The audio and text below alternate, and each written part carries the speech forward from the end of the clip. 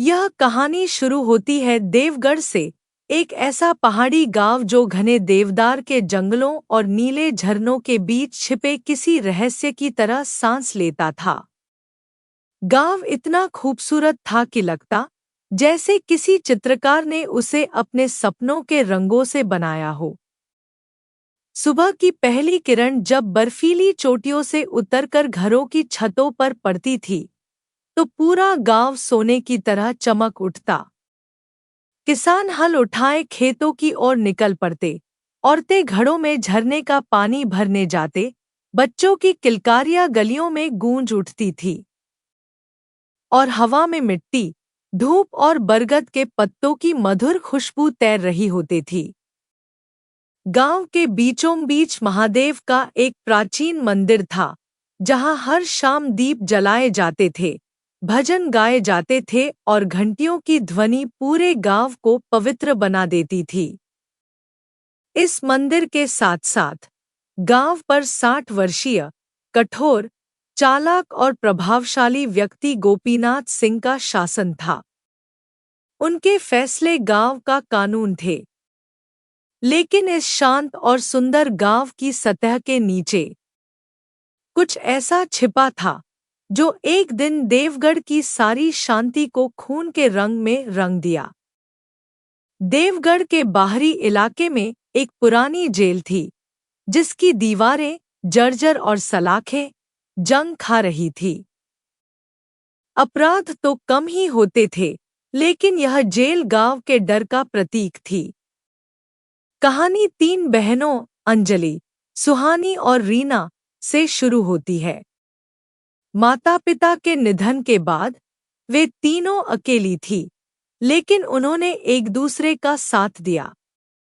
अंजलि 20 साल की थी, तेज नजरों वाली, बहादुर और दृढ़ इच्छा शक्ति वाली। सुहानी 19 साल की थी, शांत, विचारशील और गहरी नजरों वाली। रीना, सबसे छोटी, 18 साल की, सीधी-सादी, मासूम और खुशमिजाज। वे दिन भर खेतों में काम करती और शाम को अपने छोटे से मिट्टी के घर में बैठकर खाना बनाती, कहानियां सुनाती और हंसती। उनकी दुनिया छोटी थी, लेकिन सपनों से भरी थी। गांव के मंदिर से उनका कोई नाता नहीं था, लेकिन एक दिन उस मंदिर ने उनकी जिंदगी की सबसे भयानक कहानी शुरू कर दी। गांव के मुखिया गोपीनाथ सिंह के मन में उन तीनों बहनों के लिए एक अजीब सी चुभन थी, शायद इसलिए कि वे उनकी सत्ता के आगे कभी नहीं झुकीं और मंदिर की दान पुण्य की राजनीति से खुद को दूर रखती थी। यही बात उन्हें भीतर तक खलती थी। एक दिन उन्होंने अचानक पंचायत बुलाई और पूरे गांव के सामने उन पर मंदिर का चांदी का मुकुट चुराने का इल्जाम लगा दिया। गांव वालों ने बिना सबूत, बिना सवाल, बस मुखिया की बात को सच मान लिया।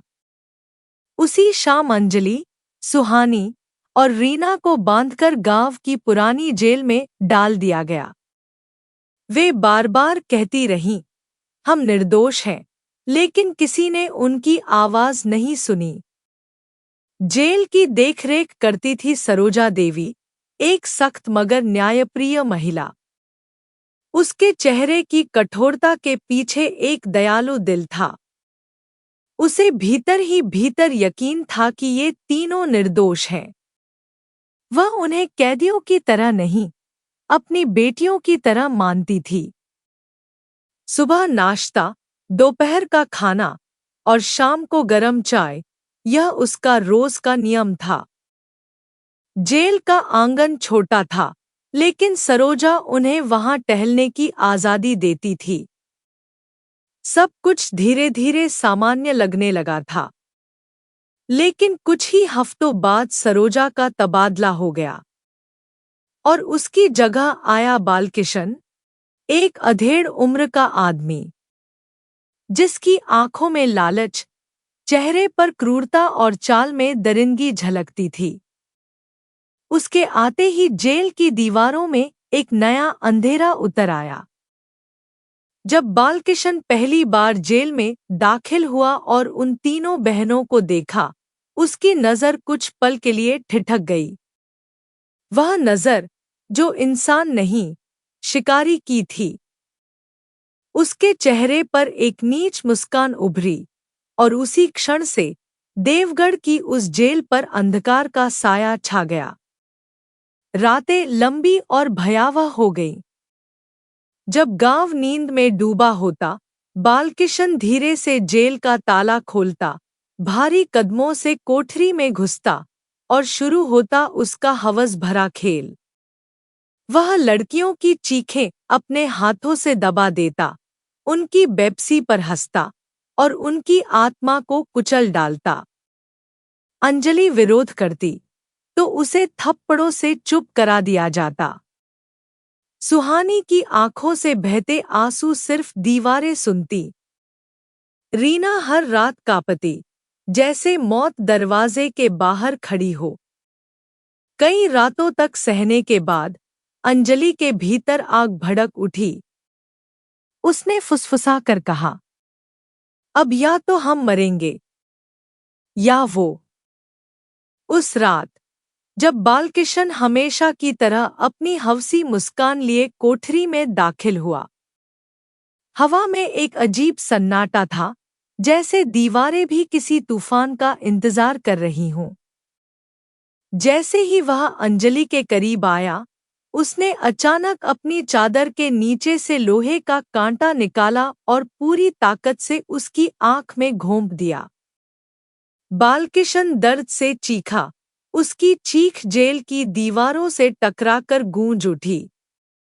उसी पल सुहानी और रीना ने उसे पीछे से कसकर पकड़ लिया। गुस्से, डर और वर्षों की यातना का विस्फोट हुआ। तीनों बहनों ने मिलकर उसका गला दबा दिया, और जब वह जमीन पर गिरा, उन्होंने लोहे की छड़ से तब तक प्रहार किया, जब तक दीवारें बालकिशन की खून से लाल नहीं हो गईं और सन्नाटा हमेशा के लिए लौट आया।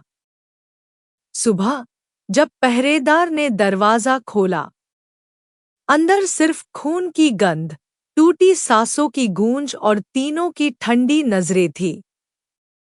मुकदमा चला। तीनों ने बिना झिझक सच कबूल किया। और कुछ हफ्तों बाद फांसी का तख्ता उनका इंतजार कर रहा था। रस्सी झूली, और देवगढ़ की हवा में एक डरावनी शांति फैल गई। उस दिन देवगढ़ गांव पर एक अजीब सी खामोशी छा गई। लोग फुसफुसाते रहे कि क्या ये सजा सही थी? क्या आपको हमारी कहानी पसंद आई? तो नीचे कमेंट में ज़रूर बताइए। आपकी राय हमारे लिए किसी जादू से कम नहीं। ऐसी ही रोमांचक, दिल छू लेने वाली कहानियाँ सुनने के लिए हमारे चैनल को सब्सक्राइब करें, लाइक करें और अपने दोस्तों के साथ शेयर करना बिल्कुल ना भूलें। अगली कहानी में फिर मिलेंगे, तब तक अपनी कल्पनाओं को उड़ान दीजिए और अपना ख्याल रखिए।